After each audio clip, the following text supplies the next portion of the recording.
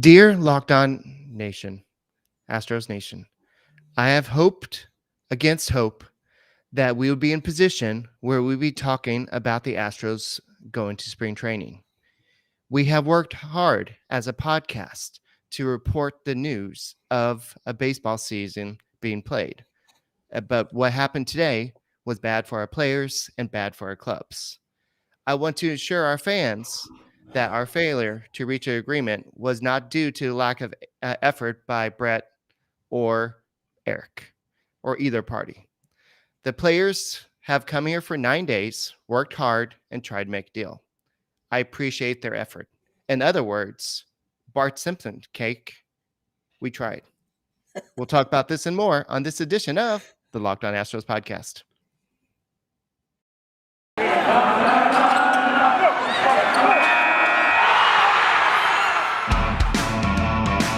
Hello and welcome to Locked On Astros, your daily Astros podcast. Here are your hosts, Eric the Man Huysman and Brett H-Town Wheelhouse Chancey.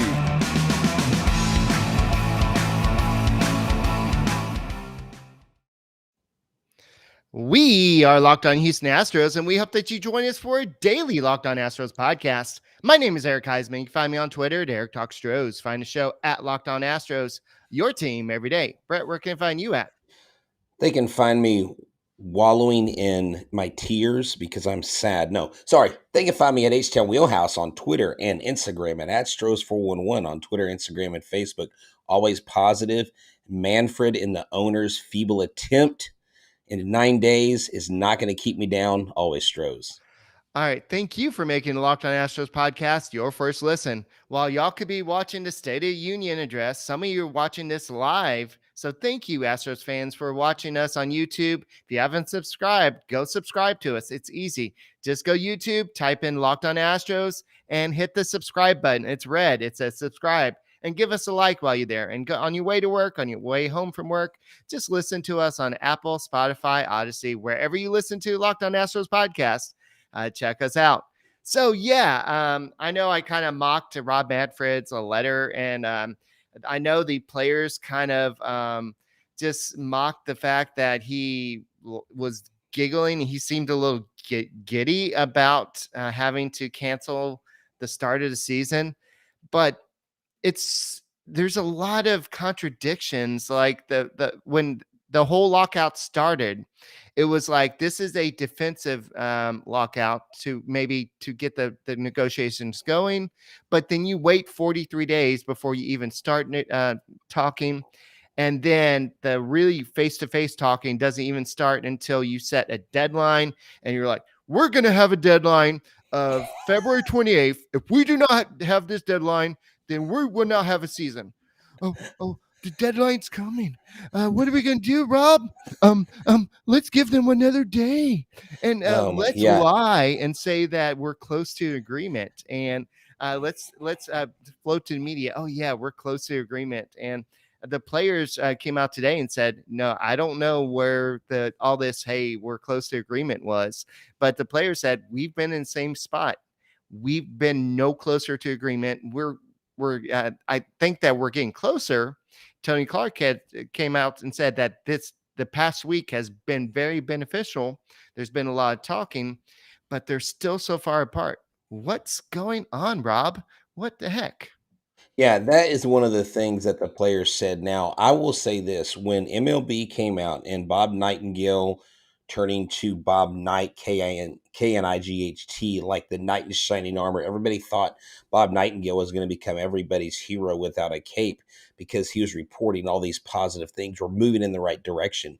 I even heard from an agent this morning that it looks like a deal was going to get done. I got a text message about 8 a.m. this morning saying, hey, it looks like a deal is going to get done.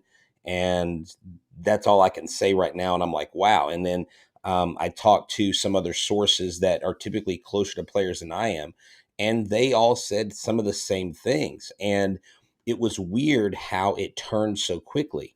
And what I think the players didn't like was they have been characterized, I would say mischaracterized, in this whole negotiation process, because the players have never really moved off of what they wanted. But Rob Manfred today made it sound like that their tone changed. And an owner said he reported that the tone changed in the last 2 days and they didn't like it. Now, I Not my did fault. see, right, this is right, it's not my fault.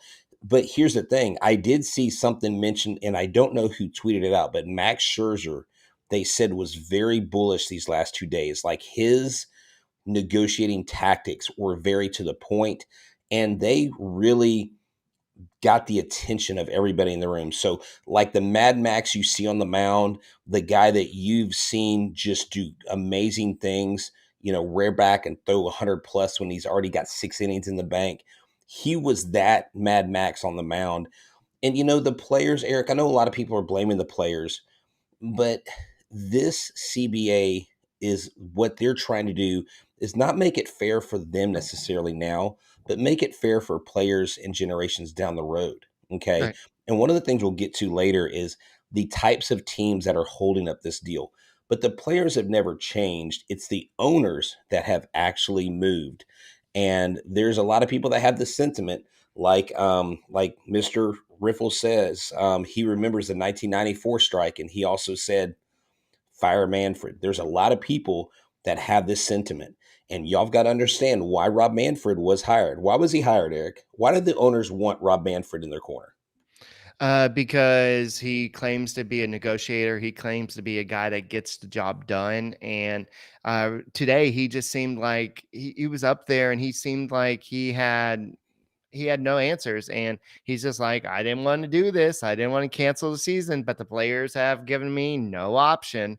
And one thing that was just, I don't know who to believe at this point, but Rob Manfred used this phrase. He said, so to kind of set the kind of the setting for this, apparently to Evan Drellick and a whole bunch of people, they said that the owner said, this is our last and final offer.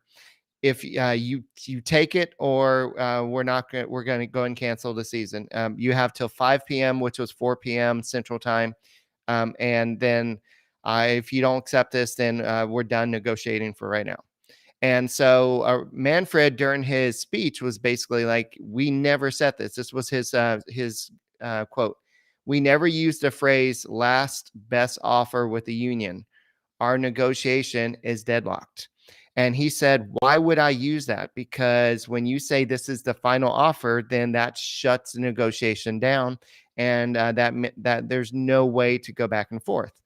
But Bruce Meyer, the negotiator from the lead negotiator for Players Association, he said today they were very clear that the last thing they gave us was their best and their final offer. They used those words several times. Dan Harlem did. And so there's a lot of contradictions between what Rob Manfred is telling the public and what the players are saying. They're saying behind closed doors.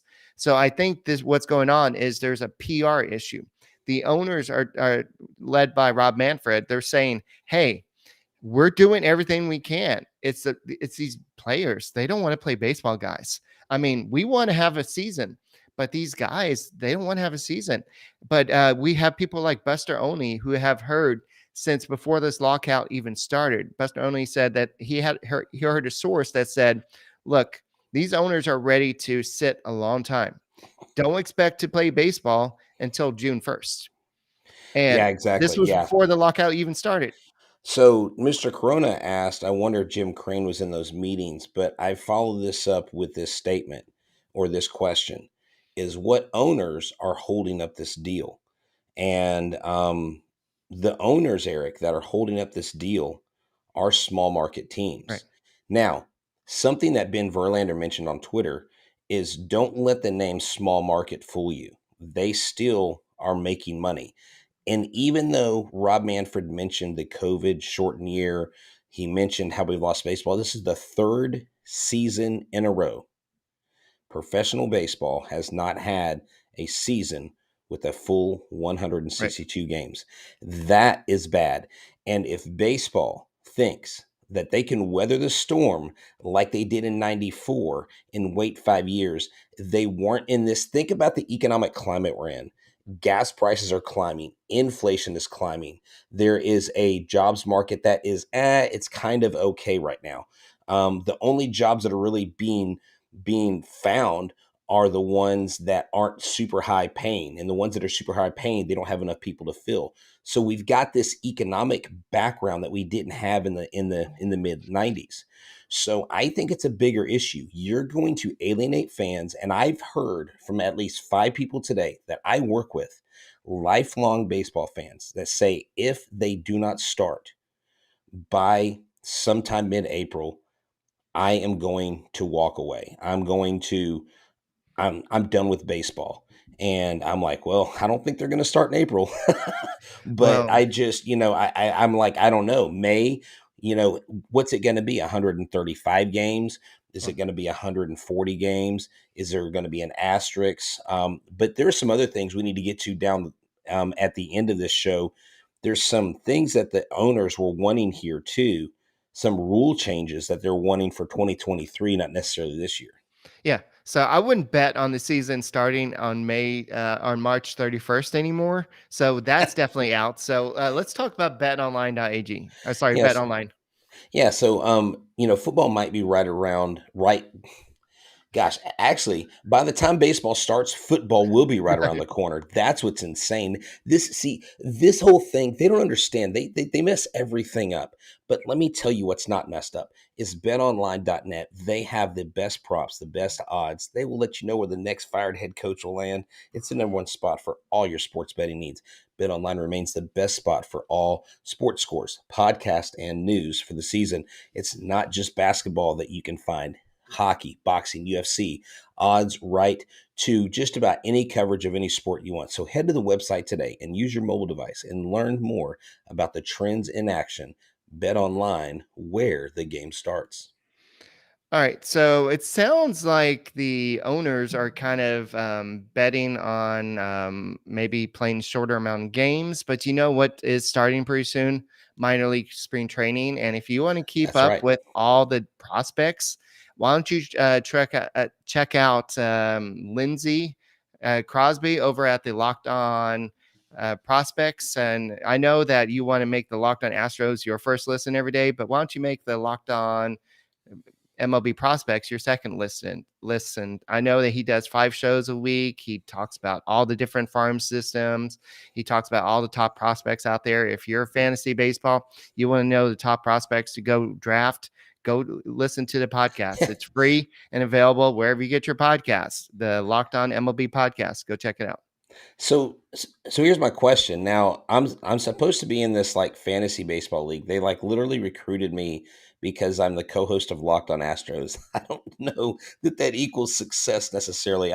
I'm I've kind of have some like swings and misses in the whole fantasy baseball world. But is there any way that like fantasy baseball people will go hardcore enough that they'll just use minor league players this year? I don't know that you could really do that because what if a guy moves up? But I mean that's the thing, dude. This whole stoppage, like it disrupts everything. And you know who's really screwed in the minor league system is the 40-man roster guys. Right. The 40-man roster guys. Well, Uh, not in a way, but they're actually getting paid. They're getting paid 5,000. I know it's not much, but they're getting a $5,000 stipend a month. Yeah, they are. So But that's no, a but I'm pretty talking decent. about yeah, but I'm talking about development wise, like where the other guys are getting to play minor league baseball, start on time. Yeah. If you're 40-man roster, you don't get Well, to play. if you're Astros prospect, you can go work out with Alex Bregman at Rice at Reckling Field if you want. Then I hear that they have a like a facility going in Arizona. Yeah, They have one that they're trying to get going. The Players Association, they have one going in. They want to get one going in Florida. The I players think that's are excellent. trying to get stuff going. The players are trying to stay in shape. So when the owners say, "All right, let's go," they're ready to go. But the problem is if they don't come to agreement and the owner's just like, you know what, let's just go ahead and play under the rules of the old CBA. And they're like, let's just go ahead and play baseball. You know what could happen? Okay, lockout's over. The players like Max Scherzer comes out and say, okay, Rob, you know what? Cool. Lockout's over. We're on strike. So, I mean, think about this though. Okay, so Ted says on here he's watching. I am old enough that I experienced the 1972 strike, 1973 lockout, 1976 lockout. I was one. No offense. 1980 strike, 1981 strike, 1985 strike. I mean, think about this: 1990 lockout, 1994-95 strike, 2021-2022 lockout. What other major sports league has had this many lockouts, strikes, or work stoppages? I don't. I know the NFL's had a NHL they had a few, but yeah, not this NHL's had a many. couple. NBA's had one or two. They had to bring back the fans. I remember I lived in Dallas. That's when Dirk Nowitzki was like a he was a rookie. And but my point is this, and I'm glad Ted brought that up, and we've got some of the best followers, some of the best listeners of any podcast out there. Is at what point does baseball take a look at themselves in the mirror and say, why don't we like, why didn't they start this crap in December? Why did they wait until the end? Why did the players not say, okay, you know what, get your you know what in the freaking room and Right. let's start talking? Why? And then why would Rob Manfred try to justify 10 days of meetings and equate that to we worked really hard? And notice he said the players came here and worked really hard, like they hadn't worked hard before that, Right. like they weren't doing anything before. I'm like, get out of here with that crap. I was so frustrated when I heard his words today. It was it's a PR nightmare. And the point I didn't tie a bow on, the players didn't get in front of the PR stunt that the MLB pulled when they were calling, oh, we're going to have a deal. We're close. We're going to get a deal done. The night before, the players should have all come out and said, no, we're not even close. Zach Britton did it one time. He said, this is not true. And so they should have gotten in front of that. And they almost hurt themselves in the perception of the public. But regardless, the public already has perceived that both sides are guilty to some extent. Yeah, so I know Lance McCullers came out today, and he's one of the representative for the Yeah. Astros. Jason Castro is another one, but he said, "I don't know what to say to fans. I'm upset as a player, as a fan of the game. I don't believe that this had to happen. I don't believe it has come to this point. The other side we're negotiating with hasn't shown a true ability to want to get something done." And it's like, yeah, they've come down to met them a little bit and they've tried to reach them, but at the end of the day, I don't think the owners have really sensed what the players want. And I know you've kind of brought up the whole, well, there's been a lot of labor issues, but they've had 25 years or something of labor technically peace. I mean, I know Jeff Blum was on the radio earlier today, and he was talking about a couple almost issues down the road, but it was basically, for the most part, there's been a lot of peace because the players did what's right for the game. But at this point, the players are like, no, we're y'all are getting the big piece of the pie. That's fine. You own the team, but at the same point, tickets prices are rising. You're getting all this revenue for the games, and you're getting all this revenue for the television packages, and we're not getting any money. And we're asking you to raise the CBT, the tax threshold, and the owners. I don't. The owners are contradicting themselves. They're like, Yeah. well, we're using Well, this as a way to limit the teams that from overspending. But then you have the lower teams that are the lower teams. They probably don't care, and they're saying, well, Rob Manfred kept on saying, well, this is a way to keep everybody on a competitive playing field. But the players are saying, no, we want all teams to be competitive, and right. you can't do that if you Yeah. so. Well, here's the thing. Trevor May said on the Chris Rose show, apparently he's been on there a lot. Actually, I think it was a little Instagram, little interview they did. And he literally said, we want clubs that make money from baseball players to spend that money so that they can field an even more competitive team. He goes, the problem is with analytics and everything out there, they have learned how to win without spending money. And he said, I understand the business aspect of it, but as a player, when your revenue is going down, your share is going down and theirs is going up, but the contracts of the players are going up for only a few, the owners think they're paying them more. And here's something that Lance McCullers retweeted out. He actually retweeted Chandler Rome. Chandler Rome said the MLBPA had a decidedly different tone today and made proposals inconsistent with the prior discussions. We will be making our best offer before 5 p.m. This was before the Right. deadline. And Lance McCullers, he did say this, just like more exactly what he said. It's mind blowing. These dudes legitimately cause these issues and continue to lie about it. Walk out on us in Dallas, lock us out, don't speak to us for 6 weeks, take weeks at a time to respond to our proposals, clearly don't care about fans, baseball, or the game. It's exhausting. And you can find a few rogue threads on Twitter where people are like, oh, the player's this and the player's that. And I'm like, I don't know that, yes, it takes two to tango, but all it takes is like 7 or 8 owners to hold this thing up, and it's held up. And there was a list of the teams holding it up earlier. The Houston Astros were not one of them. As of note, they were all the lower teams. They were Oakland, the Orioles. I forget the other teams, but they were all bottom teams. They weren't teams that are Did you making. say Oakland? Yeah, I'm sorry, Oakland's a bottom team now. Eric, are they not just above the Rangers and Angels? I I guess. mean, they're getting rid of everybody. They're going to be trading Matt Olson. They're going to be getting. I mean, Bassett's gone. I mean, what are they going to depend on? Tony Kemp and Sean Manaea? No, I mean Manaea's probably gone too. I'm just saying it was all the teams that aren't going to be successful in 2022. Yeah. So maybe they can trade for a whole bunch of Built Bars and kind of build up their organization. Well, one thing I can tell you is having a Built Bar and buying Built Bars is worth a lot more than this crap the owners are offering the players. But right now, it's that time of year. You thought to yourself, my New Year's resolution is gone. It's already March. Hey, it's spring break. It's time to get those spring break abs, baby. So what do? You get something that's healthy for you. You get it that's filled with protein. It doesn't have a lot of calories, so it doesn't break through and break open your diet if you're counting your macros. So go get a Built Puff. Now, this is an interesting thing because it's a protein infused marshmallow. It's fluffy, it's marshmallow. I actually had one today. It was banana cream pie. It was decadent. It was amazing. All my students were like, whoa, what is that? What are you eating? I was like, dude, this is a Built Puff. They're like, what is that? I said, it's a marshmallow.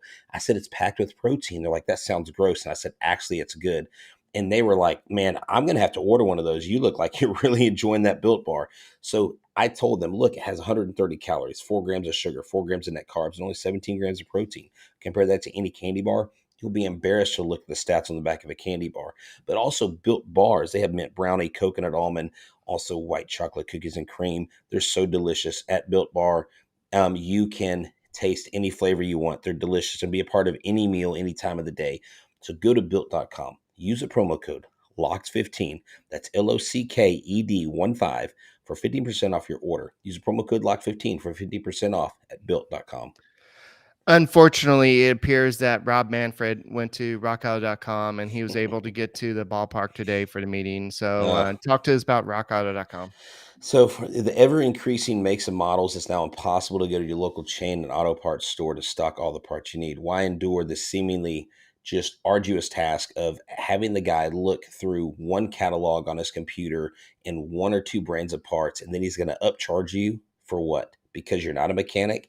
See, they got your back. The average Joes like myself, Eric the Man Huysman, anybody, any Locked On host that you hear, we go to rockauto.com. Why spend 30, 50, sometimes 100% more? It's a family business. It's made for do-it-yourselfers. It's been serving the public for over 20 years. The prices are reliably low for every customer.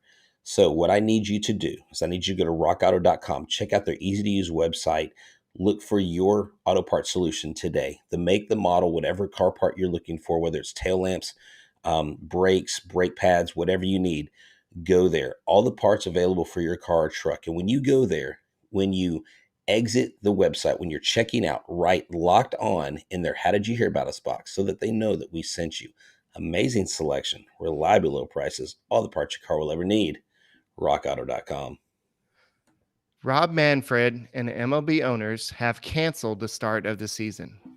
Players and Boo. Oh, fans sorry. around the world who love baseball are disgusted, but sadly not surprised.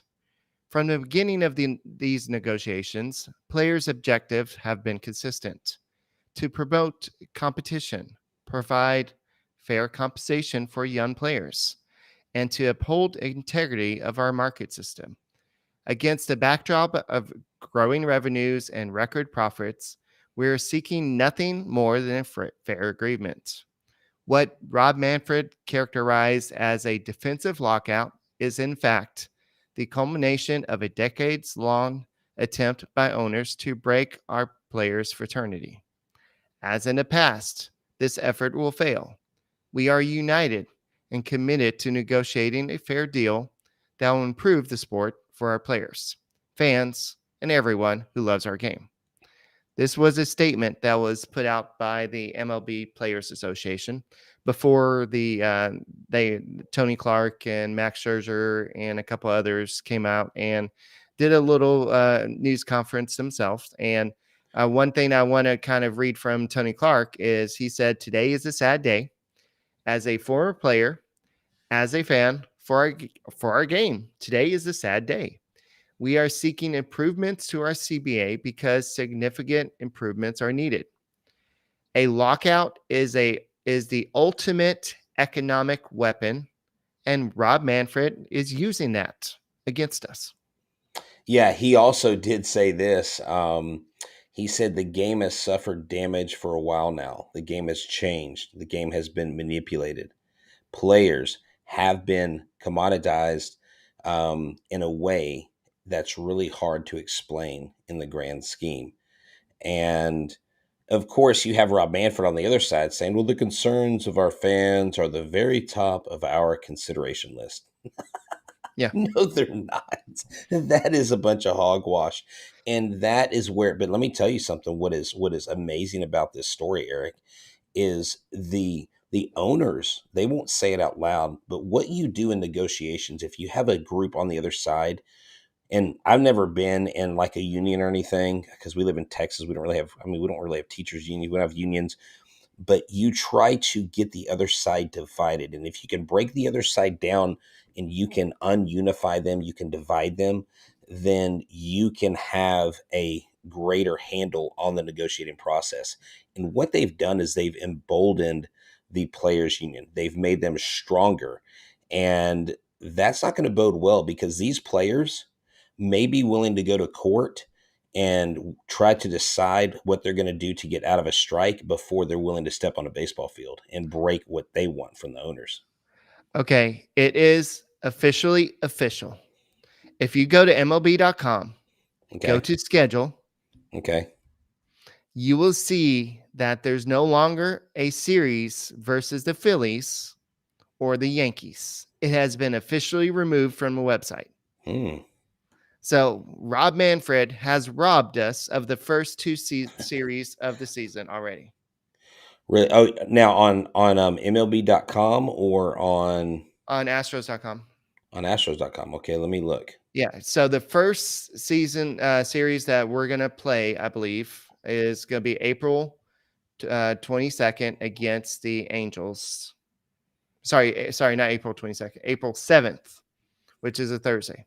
Yep. So let's do this for our viewers. Why don't I share my screen and we can show And that's them gonna what it be looks the like. Angels. Okay. Okay. Let's do that because this is interesting. And you can tell me, of course, you're seeing us right now. Okay. You see the schedule, you see where it says March 30th to April 1st. It has a baseball with a sad face.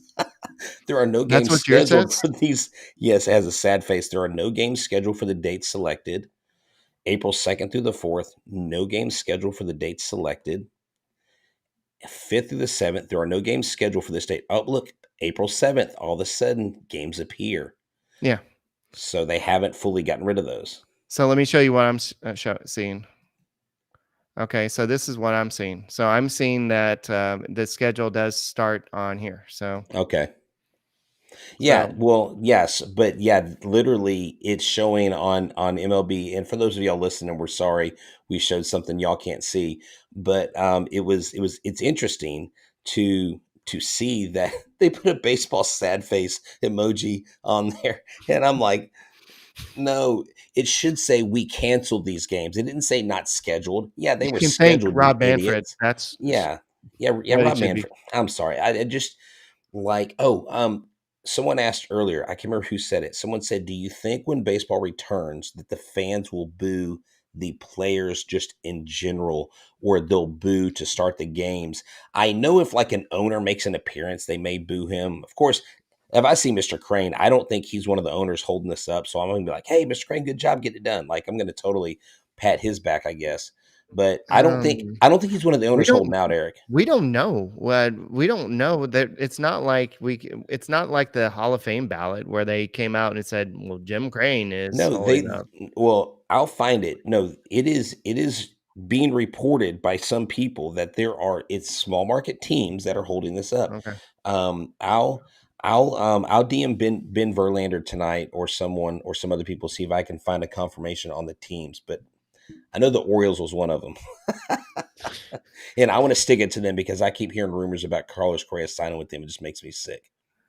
I just love the fact that Manfred came out and said, I mean, we already increased the minimum salary and the players want more. I mean, what else do you want? And Hey, here's a positive. No Dodgers or any AL West too. There you go. yeah, No. yeah, because we're playing the East this year. And so we could Okay. play a lot of the Braves. And last year I was all excited about it. I'm like, yay, we could play Braves I again. know. But now after playing them in a World Series, it's like, crap. So Eric, over under. So Mr. Corona says 156 games. I've seen 135. How many games do you think over under 135? Do you think it's going to be over or under that?